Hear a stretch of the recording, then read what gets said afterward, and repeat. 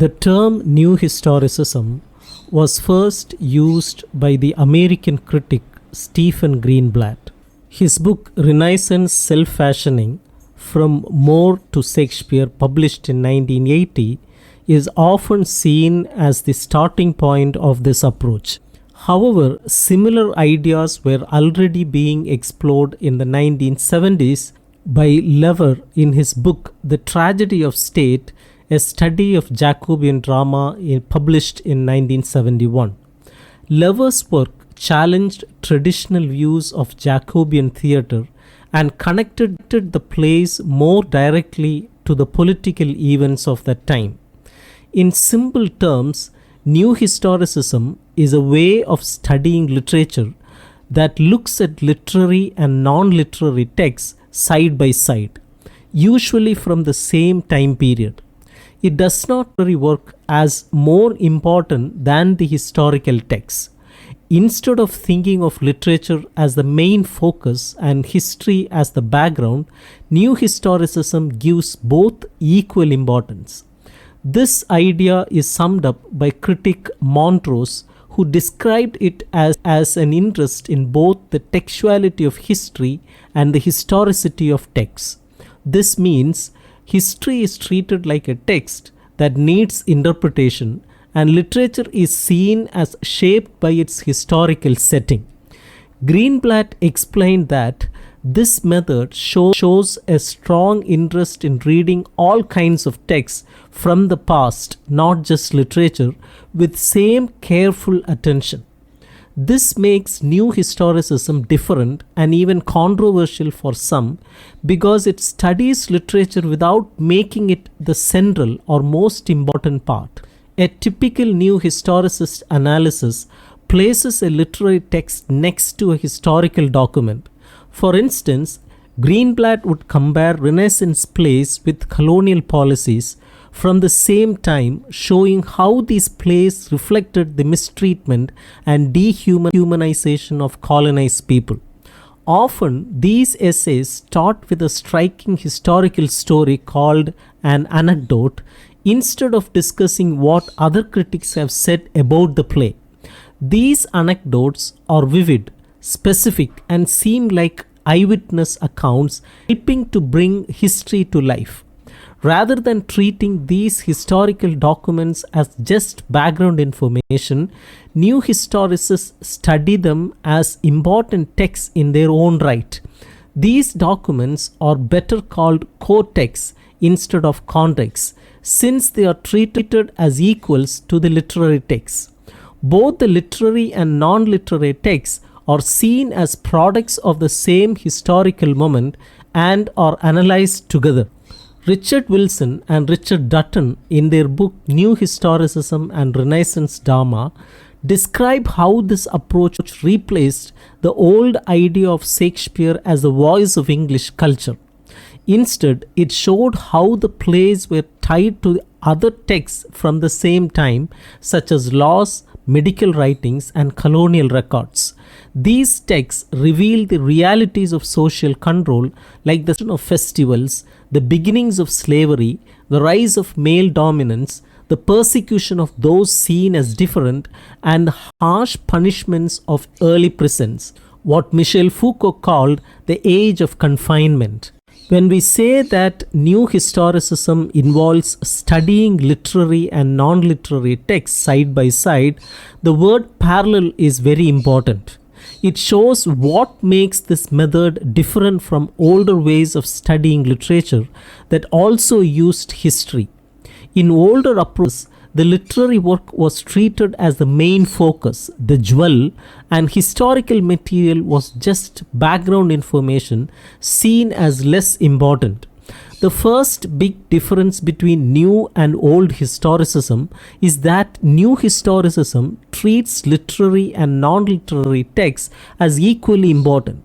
For example, older critics like Tilliard focused on traditional conservative views of Elizabethan society and how these showed up in Shakespeare's plays. Until the 1970s, this kind of approach was common and combined historical context with close reading of the text and its imagery. A second major difference is shown by the word archival from the phrase the archival continuum. This shows that new historicism is more about how history is written and recorded than about recovering actual past events. It focuses on written documents, the texts of history, because it believes that the real events, feelings, or intentions from the past can never be fully recovered.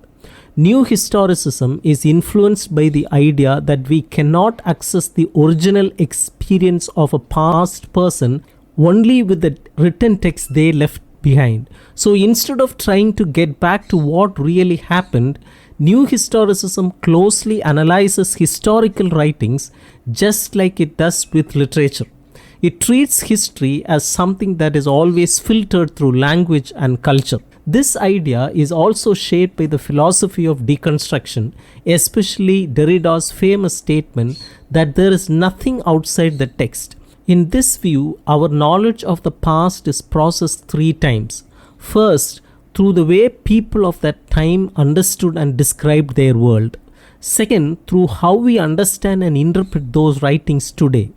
Third, through the limits and distortions of language itself. In other words, every time we read a historical text, we are not seeing the past directly. We are seeing a version of it that has been shaped in many ways. Because of this, a new historicist essay does not try to accurately recreate the past. Instead, it creates a new version of the past by placing a literary text next to a historical document. This combination creates something fresh, a new interpretation. That is why it does not matter if someone says this historical document is not directly relevant to the play. The goal is not to prove a factual connection, but to offer a new way of seeing and understanding both. New historicism is strongly against traditional power structures and often supports liberal values like personal freedom and acceptance of different lifestyles or ideas, even those seen as unusual or rebellious. However, at the time, it seems to doubt whether these values can survive because it shows how powerful the state is, how it can reach even the most private parts of a person's life. This idea comes from Foucault, who described the modern state as panopticon, a circular prison design created by Bentham in 18th century. In this prison, one god in the center could see all the prisoners at once. Foucault used this image to explain how modern power works. The state does not need to use violence to control people. Instead, it controls them through discourse, that is, the ways people think, speak, and understand the world. Discourse is not just talking or writing, it is the whole system of beliefs and ideas in a society. There is not just one discourse, but many, working in all parts of life, from families to governments. That means political struggles happen in personal areas like changing views on gender or sexuality, not just in elections or laws. This gives some hope that change is possible through personal resistance.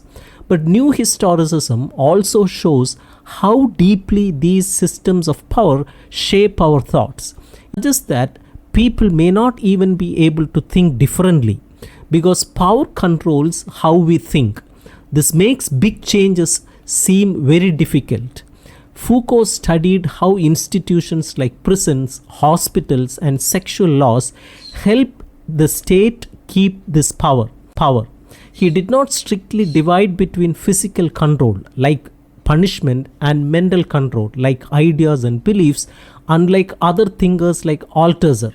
Still, Foucault's idea of discursive practices is similar to Althusser's interpellation and Gramsci's hegemony.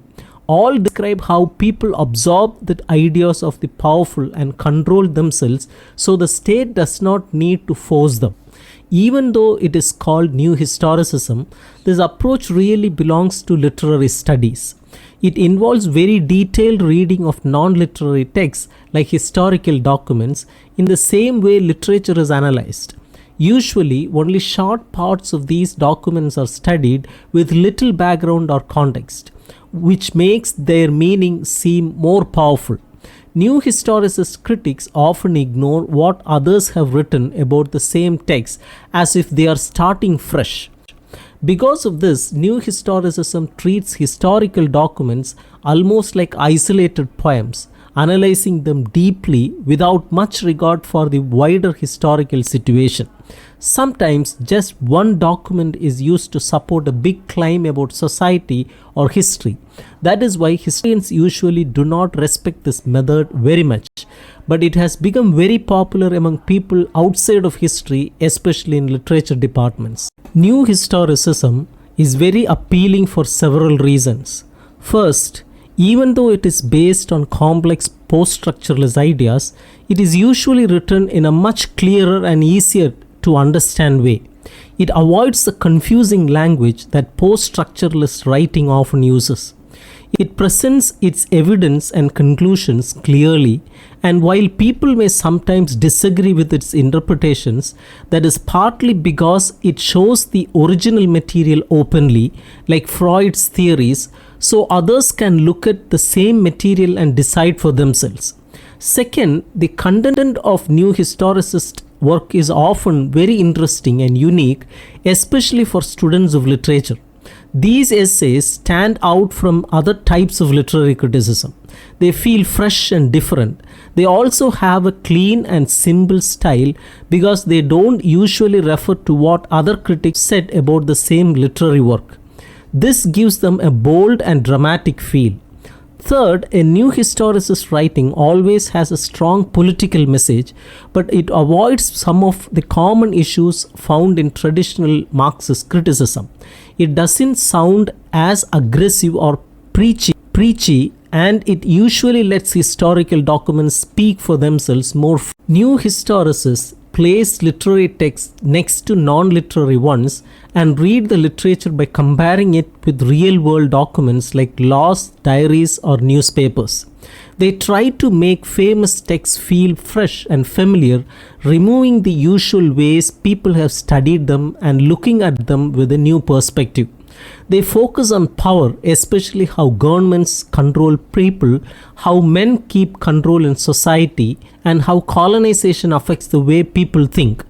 They use ideas from post-structuralism like Derrida's belief that everything is shaped by language and Foucault's view that society is controlled by powerful ways of thinking or discourses. To see how new historicism works in real life, we can look at an important essay by Louis Montrose.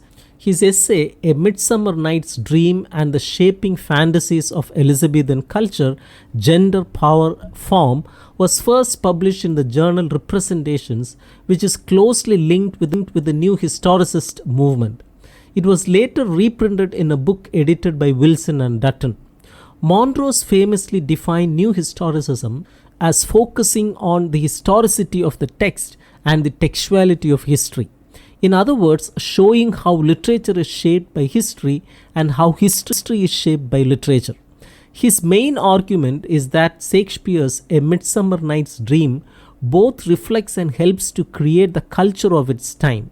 For example, Queen Elizabeth I's image as a powerful virgin queen was supported by poems like Spenser's The Fairy Queen and various performances at court. But at the same time, that royal image also inspired the creation of these works. So literature and real life influenced each other. A modern example would be how movies shape our ideas of gender. Films show us how men and women should behave, and then real people start acting like those movie characters. It becomes a cycle where real life copies fiction and fiction copies life. Montrose's essay also shows how new historicism mixes different methods. He uses psychoanalysis, especially Freud's ideas about dreams, and feminism. The essay begins with a strange dream described by Simon Foreman, in which he has an erotic encounter with the elderly Queen Elizabeth. The dream is full of sexual puns, and Montrose sees it as a kind of Oedipal situation, where a son competes with a father for the mother's attention. He links this dream how Elizabeth presented herself as both a mother of the nation and an unmarried virgin, who could be flirtatious and sexually provocative. He includes a French ambassador's comment that the queen's dress exposed her entire chest. Monrose connects this with the larger issue of gender and power. In a society, men were supposed to hold all the power. A woman ruled as monarch and had absolute authority. She could make or break the careers of the men who served her. In Shakespeare's play, several powerful women, like Hippolyta or Titania, are brought under male control. Hippolyta has been conquered by Theseus and must marry him. Titania is humiliated by Oberon, who makes her fall in love with their donkey. The play also supports fathers' and husbands' control over daughters and wives. The so-called happy ending is based on the return of male dominance. This, Monrose argues, could be seen as politically dangerous. If the queen's power comes from her virginity, then the play's shift of magical power from women to men could suggest a quiet rebellion. In A Midsummer Night's Dream, the King Oberon has the magic, not the queen. So while the play appears to honor Elizabeth, it actually downplays female power. Monrose says Elizabeth's power did not threaten male control because she was always seen as different from other women. This is a strategy still used today. For example, when Margaret Thatcher led the Conservative Party, traditional roles for women did not change. In fact, old-fashioned ideas were strengthened under her rule. Elizabeth was described in strange, almost religious terms as maiden, matron, and mother all at once, making her seem less like a real woman and more like a symbol. So throughout Monrose's essay, Shakespeare's play is shown to reflect tensions of the time. Men were trying to make sense of a world where a powerful woman ruled over a deeply patriarchal society. Serving the Virgin Queen might have made men feel weak or like children. Some public performances, like those by Raleigh and Greville, acted out this relationship in dramatic ways.